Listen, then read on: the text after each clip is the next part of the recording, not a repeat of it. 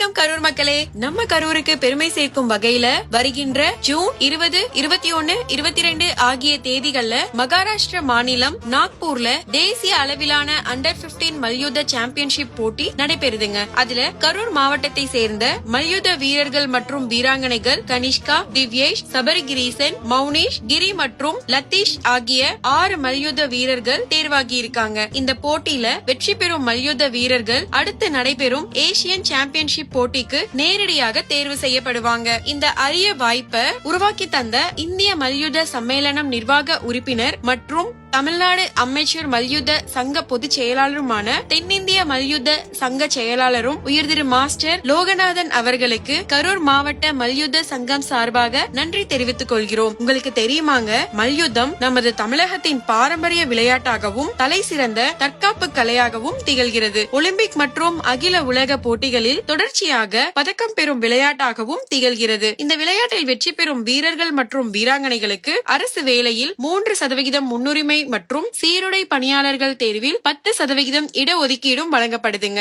பள்ளி மற்றும் கல்லூரிகளில் கல்வி கட்டண சலுகை வழங்கப்படுது. உங்க குழந்தைங்க உடல் உறுதியோடும் மன உறுதியோடும் இருப்பதற்கு மல்யுத்தம் மிக அவசியமான ஒன்று. இன்னும் எங்க வெயிட் பண்ணிட்டு இருக்கீங்க? உங்க குழந்தைகளை மல்யுத்த பயிற்சி வகுப்புல சேர்க்கணும் அப்படின்னா கீழ்கண்ட எண்ணிற்கு தொடர்பு கொள்ளுங்க. இந்த அரிய வாய்ப்பை மிஸ் பண்ணிடாதீங்க. இந்த மாதிரியான பயனுள்ள தகவல்களுக்கு கரூர் சென்ட்ரல் பேஜை ஃபாலோ பண்ணுங்க. தேங்க்யூ.